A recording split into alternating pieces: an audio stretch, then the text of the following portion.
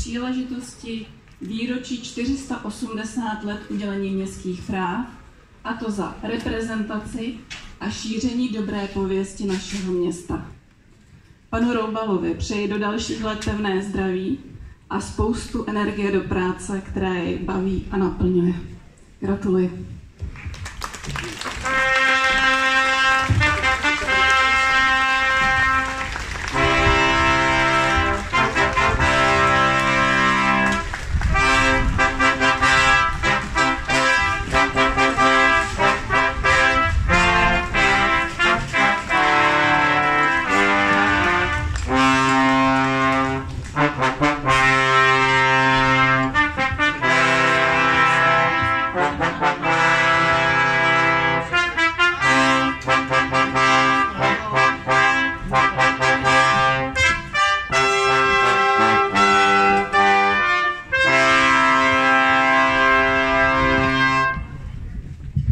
Následuje podpis do kroniky